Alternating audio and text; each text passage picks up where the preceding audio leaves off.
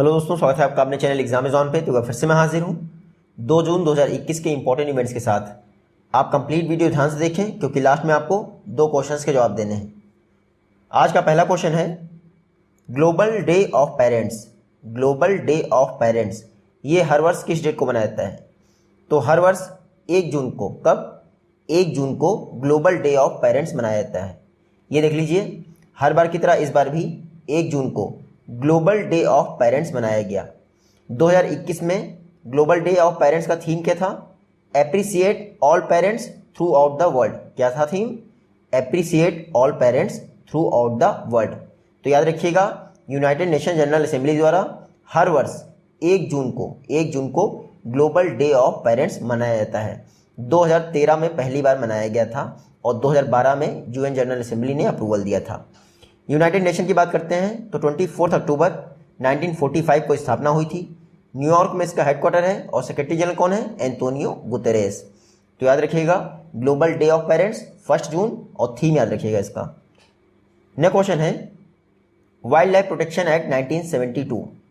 Wild life protection act 1972, इसमें total कितनी schedule हैं यानी अनुसूचियां हैं?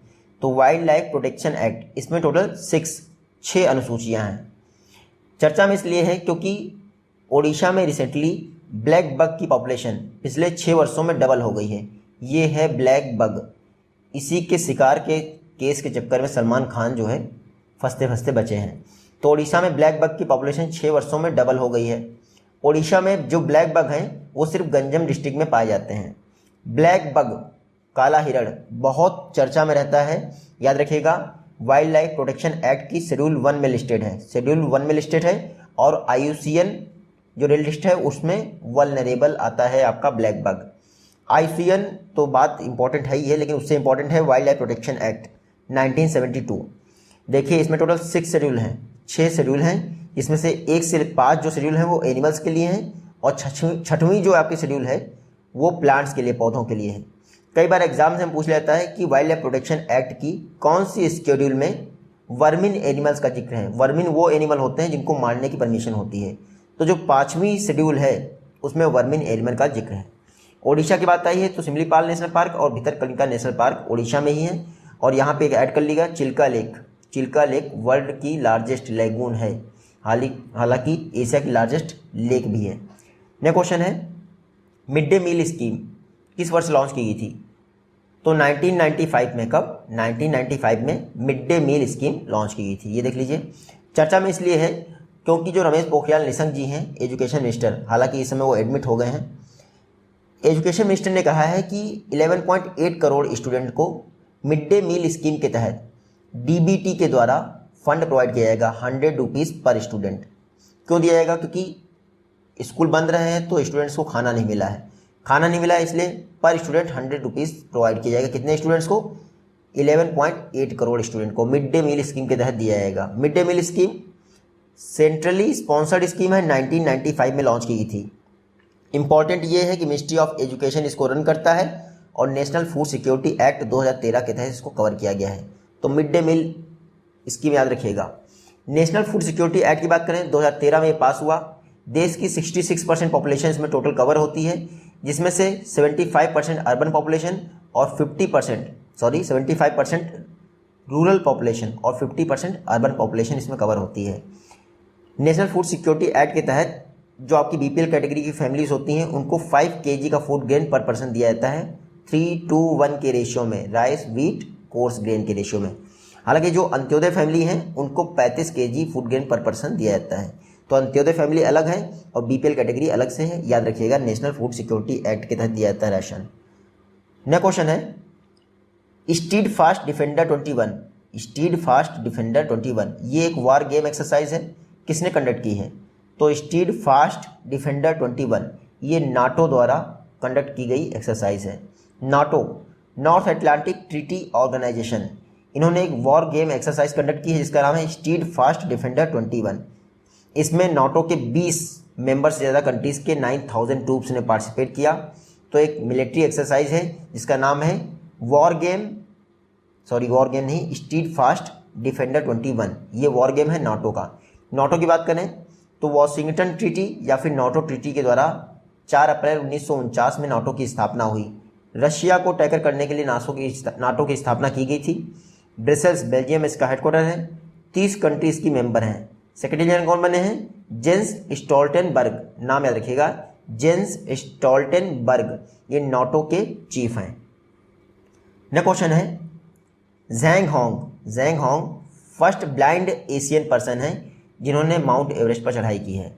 तो ज़ैंग होंग किस कंट्री से बिलोंग करते हैं? ये बिलोंग करते हैं चाइना से। कहाँ से? चाइना से।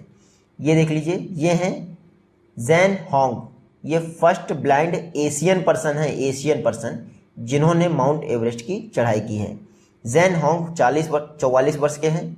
ऑल ओवर वर्ल्ड में ये तीसरे ब्लाइंड क्लाइंबर हैं जिन्होंने एवरेस्ट की चढ़ाई की है। तो याद रखिएगा, ज़ैंग होंग चाइना से बिलोंग करते हैं और एशिया के फर्स्ट ब्लाइंड पर्सन हैं जिन्होंने माउंट एवरेस्ट की चढ़ाई की है। कुछ समय पहले ही सैंग यिंग हुंग सबसे तेजी से एवरेस्ट पर चढ़ने वाली पहली महिला बन गई थी और ये हांगकांग से बिलोंग करती हैं। सैंग यिंग हुंग सबसे तेजी से एवरेस्ट पर चढ़ने वाली पहली महिला और हांगकांग से बिलोंग करती हैं। 26 घंटे से भी कम में चढ़ गई। जो एवरेस्ट है उसको तिब्बतन भाषा में कोमलांगमा कहते हैं और सागर माथा कहते हैं नेपाली भाषा में। नेक्स्ट क्वेश्चन है word number 1 nano urea liquid, ये फार्मर्स के लिए किस कंट्री में बनाई गई है या फिर किस कंट्री द्वारा लॉन्च की गई है? तो विश्व की पहली यूरिया नैनो लिक्विड इसको बनाया गया है इंडिया में। किसने बनाया है? इफ्को ने बनाया है, Indian farmers fertilisers cooperative limited. इन्होंने वर्ल्ड की पहली नैनो यूरिया लिक्विड बनाई है फार्मर्स के लिए। ऑल ओवर वर्ल्ड में इसको यूज़ किया जाएगा। Nano urea liquid, nano urea liquid होने से ये होगा कि जो यूरिया की बहुत ज़्यादा क्वांटिटी आप यूज़ करते हैं वो बहुत कम मात्रा में यूज़ करने लगेंगे।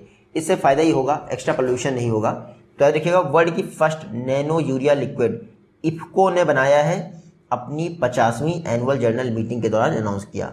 अच्छा, ये नैनो यूरिया लिक्विड इसको बनाया किसने है? तो नैनो बायोटेक्नोलॉजी रिसर्च सेंटर जो कि गांधीनगर में है उसके द्वारा बनाया गया है। इफ्को की बात करते हैं, Indian farmers fertilisers cooperative limited 1967 में स्थापना हुई थी। न्यू दिल्ली में इसका हेडक्वार्टर है। चेयरपर्सन कौन है? BS नकई और MD एंड CEO कौन है? Doctor US Awasthi. Next question देखते हैं वर्ल्ड मिल्क डे, विश्व दुग्ध दिवस, ये किस डेट को मनाया जाता है? तो वर्ल्ड मिल्क डे हर वर्ष 1 जून को मनाया जाता है। तो 1 जून को 2 डेज हो गए, वर्ल्ड मिल्क डे भी हो गया। इस बार जो 1 जून को वर्ल्ड मिल्क डे बनाया गया उसका थीम क्या है? तो थीम है sustainability in the dairy sector. याद रखिएगा, 1 जून को वर्ल्ड मिल्क डे भी मनाया जाता है। थीम है sustainability in the dairy sector. 2001 में पहला वर्ल्ड मिल्क डे मनाया गया था FAO के द्वारा। FAO की बात करें तो 16 अक्टूबर 1945 को स्थापना हुई थी। रोम इटली में इसका हेडक्वार्टर है। DG कौन है? Q डोंग्यो। नेक्स्ट क्वेश्चन है TCS, Tata consultancy services, TCS द्वारा अपना पहला यूरोपियन इनोवेशन सेंटर किस शहर में ओपन किया गया है? क्योंकि ये पहला यूरोपियन इनोवेशन सेंटर है तो यूरोप के ही किसी शहर में ओपन किया गया होगा। याद रखिएगा, TCS ने अपना पहला यूरोपियन इनोवेशन सेंटर एम्स्टर्डम में ओपन किया है, नीदरलैंड की कैपिटल एम्स्टर्डम में जो है TCS द्वारा first European innovation centre open किया गया है। सबसे इंपॉर्टेंट यही एक लाइन है। हालांकि याद रखिएगा, ये यूरोप में पहला नेटवर्क होगा TCS का। तो याद रखिएगा, यूरोप का फर्स्ट इनोवेशन सेंटर नीदरलैंड में किसने ओपन किया? TCS ने। TCS की बात करें तो TCS का एक कंप्यूटर प्रोग्रामिंग कंपटीशन है जिसका नाम है TCS कोडेबिटा। इसने गिनीज वर्ल्ड रिकॉर्ड बनाया है, TCS कोडेबिटा। TCS 1968 में स्थापित हुई थी, मुंबई में इसका हेडक्वार्टर है और राजेश गोपीनाथ इसके हेड हैं, CEO हैं, सॉरी। नेक्स्ट क्वेश्चन है हॉर्टिकल्चर क्लस्टर डेवलपमेंट प्रोग्राम किसने लॉन्च किया है? हॉर्टिकल्चर क्लस्टर डेवलपमेंट प्रोग्राम ये लॉन्च किया है नरेंद्र सिंह तोमर, हमारे एग्रीकल्चर मिनिस्टर नरेंद्र सिंह तोमर द्वारा horticulture cluster development programme launch किया गया है हॉर्टिकल्चर की हॉलिस्टिक ग्रोथ के लिए। हॉर्टिकल्चर मतलब फूल फल सब्जियां, ये सब हॉर्टिकल्चर में आते हैं। ये जो हॉर्टिकल्चर क्लस्टर प्रोग्राम है ऑल ओवर इंडिया में टोटल 53 क्लस्टर्स हैं हॉर्टिकल्चर के, उसमें से 12 हॉर्टिकल्चर क्लस्टर्स में इसको इम्प्लीमेंट किया जाएगा। तो याद रखिएगा, horticulture cluster development programme Narendra Singh Tomar ने लॉन्च किया है, इसका मतलब एग्रीकल्चर मिनिस्ट्री का प्रोग्राम है। ये हॉर्टिकल्चर जो आपका क्लस्टर डेवलपमेंट प्रोग्राम है सेंट्रल सेक्टर का प्रोग्राम है और इसको नेशनल हॉर्टिकल्चर बोर्ड इसके द्वारा इम्प्लीमेंट किया जाएगा। इसका मेन पर्पज़ क्या है? हॉर्टिकल्चर सेक्टर को ग्लोबली कॉम्पिटिटिव बनाना। और याद रखिएगा, इंडिया में जो हॉर्टिकल्चर के फादर हैं, फादर ऑफ इंडियन हॉर्टिकल्चर, उनका नाम याद रखिएगा, MH Marigowda father of Indian horticulture हैं। इसके अलावा नरेंद्र सिंह तोमर जी द्वारा अनाउंस किया गया है कि पूसा नई दिल्ली में एक हनी टेस्टिंग लैब भी सेटअप किया जाएगी। तो दोनों देखिएगा, horticulture cluster development programme. Next question है फार्मिजी द्वारा मेड लाइफ को एक्वायर कर लिया गया है। आपको बताना है फार्मिजी कब स्थापना हुई थी इसकी। तो 2014 में फार्मिजी की स्थापना हुई थी। फार्मिजी इंडिया का लार्जेस्ट ऑनलाइन मेडिकल शॉप है या फिर फार्मेसी है। फार्मेसी का आपने सुना होगा, फार्मेसी करके, तो वही है ये फार्मेसी। मेड लाइफ को एक्वायर कर लिया है। बाकी कुछ इंपॉर्टेंट नहीं है। ये मेड लाइफ की जो डील हुई है वो $250 मिलियन में हुई है। फार्मेसी का हेडक्वार्टर कहाँ है? मुंबई में। 2014 में इसकी स्थापना हुई थी। नेक्स्ट क्वेश्चन है CII confederation of Indian industry, इसके नए अध्यक्ष कौन अपॉइंट हुए हैं? तो CII confederation of Indian industry के नए प्रेसिडेंट अपॉइंट हुए हैं टीवी नरेंद्रन। कौन अपॉइंट हुए हैं? टीवी नरेंद्रन। ये हैं आपके टीवी नरेंद्रन। ये कॉन्फेडरेशन ऑफ इंडियन इंडस्ट्री के नए प्रेसिडेंट अपॉइंट हुए हैं। टीवी नरेंद्रन ने किसको रिप्लेस किया है? उदय कोटक को रिप्लेस कर दिया है, याद रखिएगा। तो टीवी नरेंद्रन जो कि टाटा स्टील के CEO हैं, वो अब CII के प्रेसिडेंट बन गए हैं। कॉन्फेडरेशन ऑफ इंडियन इंडस्ट्री की बात करें तो 1895 में स्थापना हुई थी। न्यू दिल्ली में इसका हेडक्वार्टर है और मोटो क्या है? Charting change, enabling development. TV Narendran अब CII के प्रेसिडेंट बन गए हैं 2021-22 के लिए, ये भी याद रखिएगा। नेक्स्ट क्वेश्चन है किस कंपनी द्वारा एशिया पैसिफिक पब्लिक सेक्टर के लिए first cyber security executive council setup की गई है? तो एशिया पैसिफिक पब्लिक सेक्टर के लिए first cyber security executive council setup की है माइक्रोसॉफ्ट ने। किसने? माइक्रोसॉफ्ट। इंपॉर्टेंट सिर्फ यही है कि एशिया पैसिफिक में स्ट्रॉन्ग कम्युनिकेशन चैनल प्रोवाइड करने के लिए एशिया पैसिफिक की first public sector cyber security executive council launch की है माइक्रोसॉफ्ट ने। पर्पस क्या है कि एशिया पैसिफिक सेक्टर में जितना भी कम्युनिकेशन होता है ऑनलाइन तरीके से वो स्ट्रांग हो और उसकी प्राइवेसी इंश्योर की जा सके ताकि साइबर थ्रेट से उसको बचाया जा सके। तो याद रखिएगा, एशिया पैसिफिक सेक्टर के लिए cyber security executive council Microsoft ने सेटअप की है। इसमें कई सारे पॉलिसी मेकर्स होंगे, वो रटने की जरूरत नहीं है आपको। माइक्रोसॉफ्ट की बात करें 1975 में स्थापना हुई थी। वॉशिंगटन DC में इसका हेडक्वार्टर है। फाउंडर कौन थे? बिल गेट्स और पॉल एलन। हालांकि CEO कौन है वर्तमान में? सत्या नडेला। नेक्स्ट क्वेश्चन है एम्बीटैग कोल्ड चेन मैनेजमेंट के लिए लॉन्च किया गया है। आपको बताना है इसको डेवलप किसने किया है? तो एम्बीटैग इसको डेवलप किया है IIT रोपर। एम्बीटैग क्या है ये देख लीजिए। इंडिया का पहला टेम्परेचर डाटा लॉगर है एम्बीटैग। इंडिया का पहला इंडिजिनस टेम्परेचर डाटा लॉगर है एम्बीटैग, जिसको पंजाब में डेवलप किया गया है IIT रोपर द्वारा। एम्बीटैग का मेन पर्पस है कोल्ड चेन मैनेजमेंट करना। कैसे करेगा? जब पेरिसेबल कमोडिटीज जा रही होंगी तो उनका टेम्परेचर मेजर करेगा और बताएगा कि हमें कितनी ज़रूरत है टेम्परेचर के लिए। तो एम्बीटैग कोल्ड चेन मैनेजमेंट के लिए टेम्परेचर डाटा लॉगर है। और किसने बनाया है? IIT रोपर ने। IIT रोपर कहाँ है? तो पंजाब में है। 2008 में इसकी स्थापना हुई थी। डायरेक्टर हैं PK रैना। इंडिया की ओल्डेस्ट IIT कौन सी है? IIT खड़गपुर। नेक्स्ट क्वेश्चन है CBDT central board of direct taxes, इसके चेयरमैन का एडिशनल चार्ज किसे दिया गया है? तो CBDT के चेयरमैन का एडिशनल चार्ज मिला है JB मोहपात्रा को। किसको? JB मोहपात्रा। ये हैं JB मोहपात्रा। इनको CBDT के चेयरमैन का एडिशनल चार्ज मिला है। क्यों? क्योंकि PC मोदी रिटायर हो गए हैं।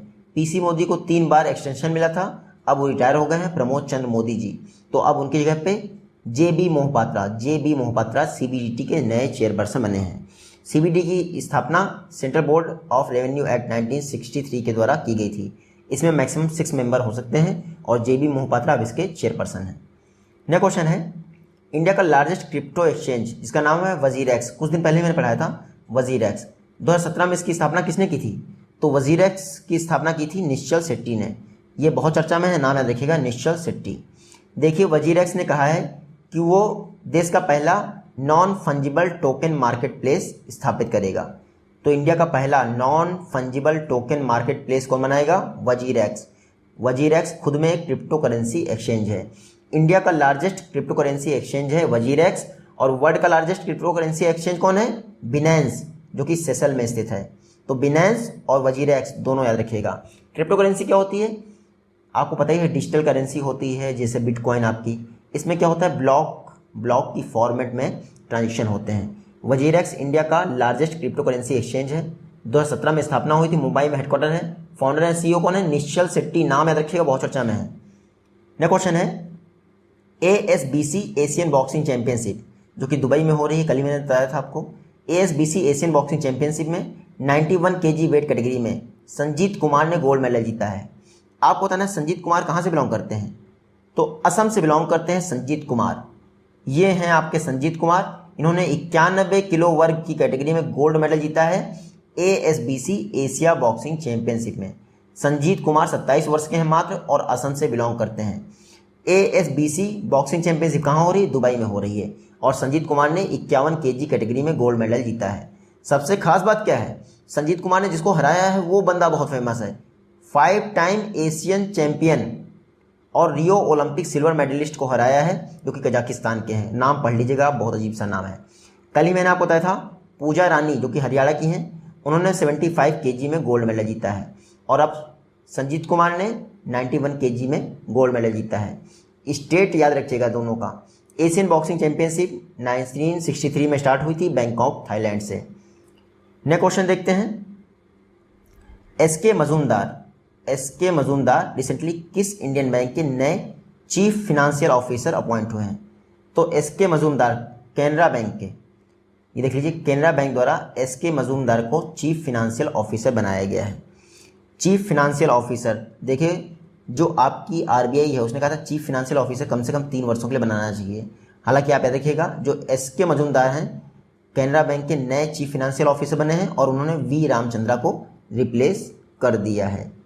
वी रामचंद्रा अभी तक जनरल मैनेजर भी थे। कैनरा बैंक की बात करें 1906 में स्थापना हुई थी, बेंगलुरु में इसका हेडक्वार्टर है। चेयरमैन है TN Manoharan, MD and CEO हैं LV प्रभाकर। तो देखिएगा एसके मजूमदार कैनरा बैंक के नए चीफ फिनेंशियल ऑफिसर। ये आज की वीडियो से क्वेश्चन है, आप इजीली इनका जवाब दे पाएंगे। जल्दी ही मिलते हैं आपसे अपनी नेक्स्ट वीडियो में, तब तक के लिए टेक केयर, गुड बाय।